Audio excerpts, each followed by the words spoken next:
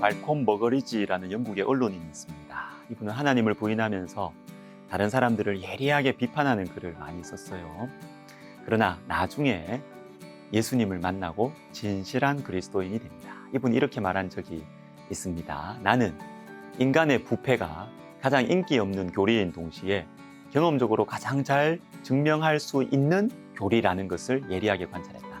바그너의 음악을 들으며 황홀경에 빠져 앉아 있던 사람들이 아우슈비츠에 죽음의 수용소를 세웠던 바로 그 사람들이었다는 것을 절대로 잊지 말자. 문제는 교육이나 문화의 문제가 아니다. 죄가 있다는 것이 문제다.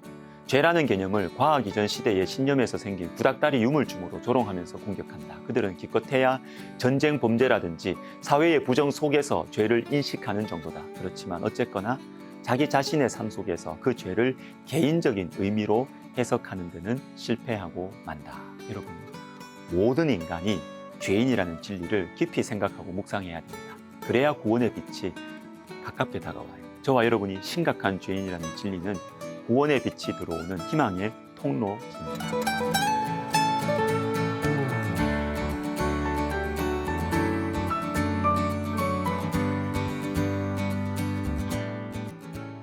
로마서는 3장 21절부터 말씀의 분위기가 완전히 새로워집니다. 심판에서 구원으로, 절망에서 희망으로, 어둠을 깨치는 새로운 빛이 비추기 시작합니다. 오늘 우리가 묵상할 본문은 심판과 절망의 마지막 부분, 지금까지의 말씀이 목표하는 바는 한 가지입니다.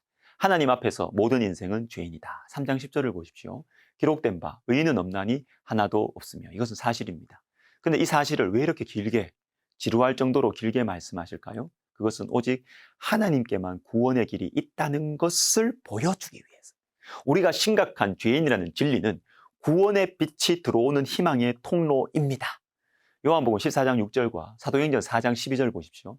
예수께서 이르시되 내가 곧 길이요 진리요 생명이니 나로 말미암지 않고는 아버지께로 올 자가 없느니라. 다른 이로서는 구원을 받을 수 없나니 천하 사람 중에 구원을 받을 만한 다른 이름을 우리에게 주신 일이 없음이라 하였더라. 저와 여러분이 다른 사람보다 착하게 살았을 수는 있습니다. 사회의 시스템이나 조직에 문제가 있을 수도 있어요. 사람보다 조직에. 그럴 수도 있습니다. 그러나 여러분, 하나님께서는 다른 사람과의 비교보다 우리 한 사람 한 사람, 시스템이나 조직보다 우리 한 사람이 하나님 앞에서 죄인이라고 말씀하십니다. 프랭크 루박이라는 귀한 선교사님께서 이런 말을 합니다.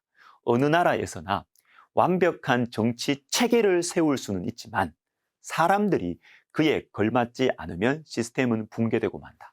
우리의 민주주의가 좋은 사람들에 의해서 시행되면 의심의 여지 없이 세상에서 가장 훌륭한 체제일 것이나 그것은 단연코 세계에서 성공적으로 운영하기 가장 힘든 시스템이다.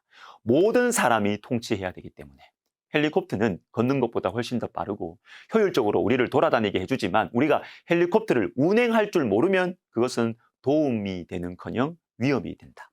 민주주의도 그와 같다. 사람들이 준비되어 있지 않으면 그것은 좋은 것이, 사람들이 준비되어 있다면 좋은 것이지만 세계 대부분의 민주주의는 실패를 거듭해왔다.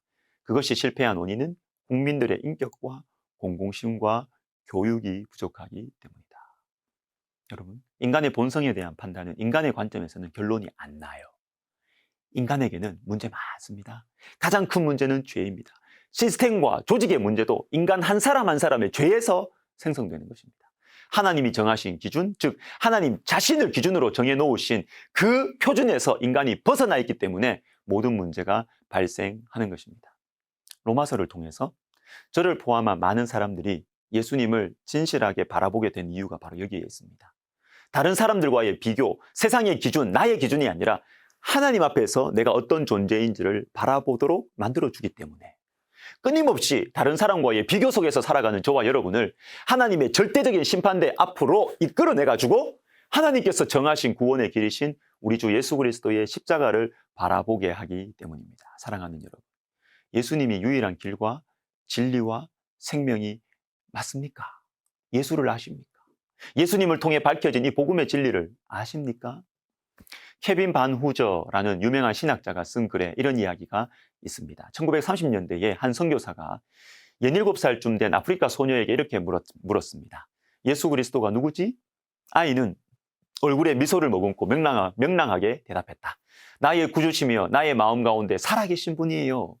그 선교사는 베를린 대학교에서 20세기 가장 유명한 자유주의 신학자, 교회 역사가 중에 한 사람으로 꼽히는 아돌프 폰 하르낙 밑에서 공부한 사람이었다. 그는 언젠가 하르낙 교수의 수업 중에서 예수 그리스도는 누구인가? 라는 동일한 질문이 나왔던 것을 기억했다.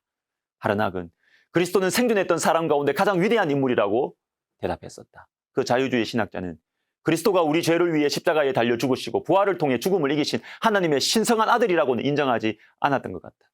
아프리카 소녀는 신학적으로 풍부한 지식을 가지고 있었던 그 저명한 교수보다 훨씬 더 복음을 잘 이해했던 것이다. 세월이 흐른 뒤에도 그 선교사는 위대한 독일 신학자와 아프리카 소녀의 이야기를 자주 상세히 하곤 했다. 그는 소녀의 그리스도에 대한 단순한 믿음과 위대한 신학자의 방대한 지식을 비교했다.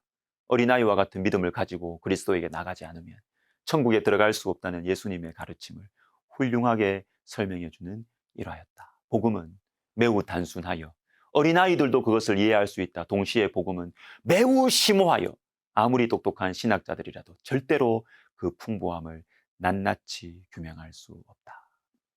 저와 여러분 어느 쪽입니까? 예수님이 우리의 유일한 구원자라는 이 복음을 알고 믿고 있습니까? 아니면 성경에 대해, 인간에 대해, 사회에 대해 많이 알고 있지만 가장 중요하고 단순한 복음을 희미하게 믿고 있지는 않습니까? 우리가 심각한 죄인이라는 진리는 구원의 빛이 들어오는 희망의 통로입니다. 기도하겠습니다. 하나님 아버지,